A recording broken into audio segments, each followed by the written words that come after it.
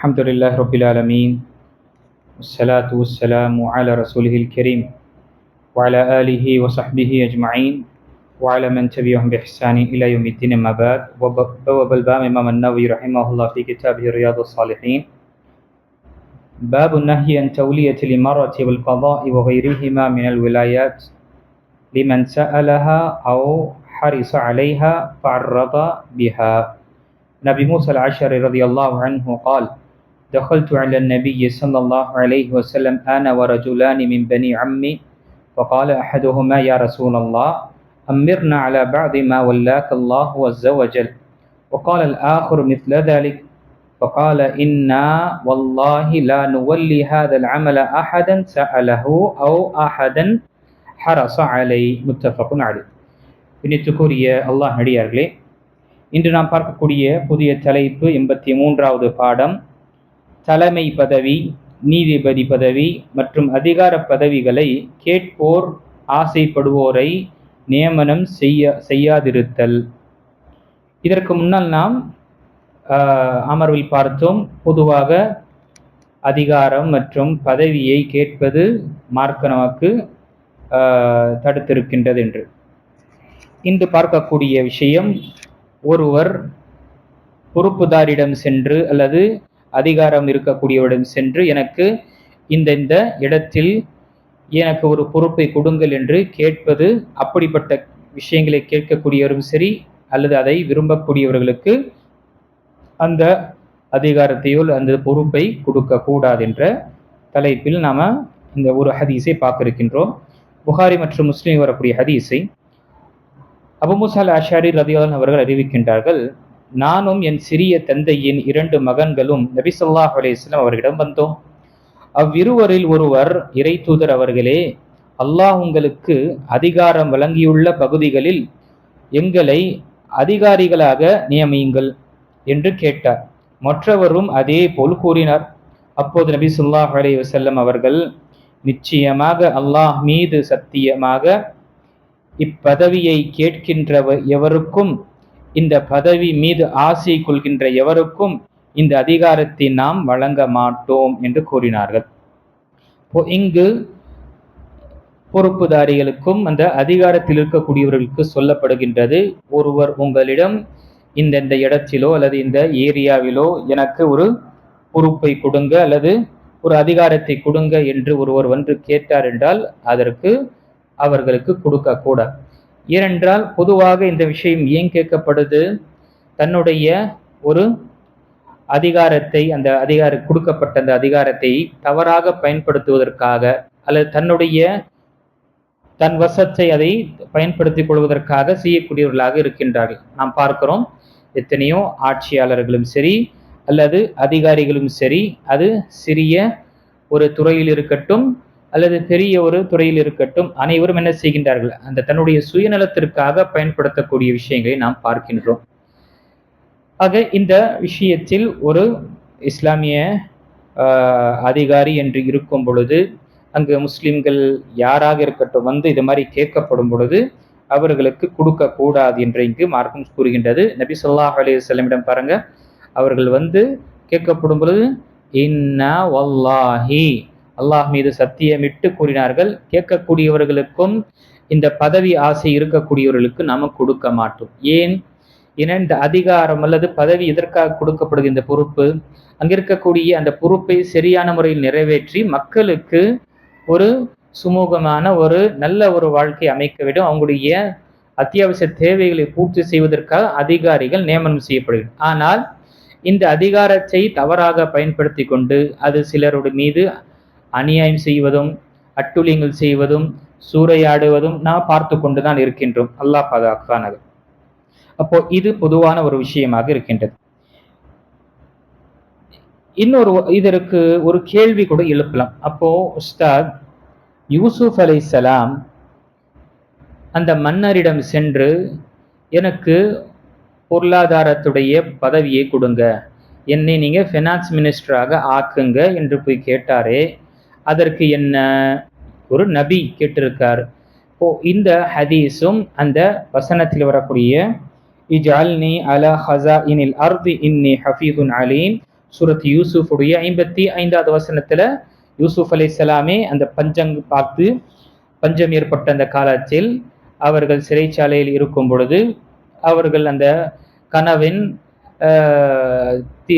அதனுடைய அர்த்தத்தையும் அதனுடைய விளக்கத்தையும் தெரியப்படுத்தும் பொழுது பிறகு அவர்களை அந்த குற்றத்திலிருந்து நிரபராதியாக வெளியேற்றப்பட்டார்கள். அதற்கு பிறகு அவரே முன்வந்து, எனக்கு நீங்கள் இந்த பதவியை கொடுங்க. எந்த பதவியை? பொதுவாக இந்த விளைச்சலை பாதுகாப்பதும் மற்றும் அங்கு எப்படி இதை பாதுகாப்பது என்பது எனக்கு தெரியும். ஏனென்றால் இன்னி ஹஃபீதுன் அலீம், இந்த 2 தன்மைகளை வைத்து என்ன செய்தார்கள்? அதை கேட்டார்கள். ஒன்று ஹஃபீஸ், இந்த பாதுகாக்கக்கூடிய விஷயத்தில் வரக்கூடிய விளைச்சல்களை இந்த பஞ்சம் வரக்கூடிய காலத்திற்காக பயன்படுத்தும் பொழுது அதை பயன்படுத்த வேண்டும் என்றால் அதை பற்றி எனக்கு அதற்குரிய கல்வி உள்ளது. அதற்கு பிறகு ஹஃபீஸ், இதை சரியாக முறையில் பாதுகாப்பேன்.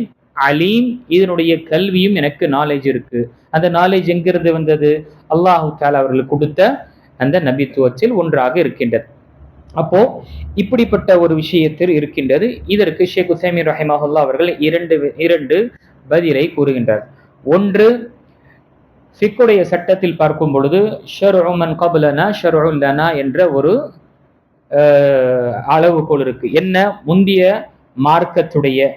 முந்திய சமுதாயத்துடைய சட்டங்கள் இந்த நம்முடைய மார்க்கத்திலோ அல்லது நம்முடைய இந்த சமுதாயத்தில் அமல்படுத்தப்படுமா இல்லையா என்ற ஒரு அளவுகோல்.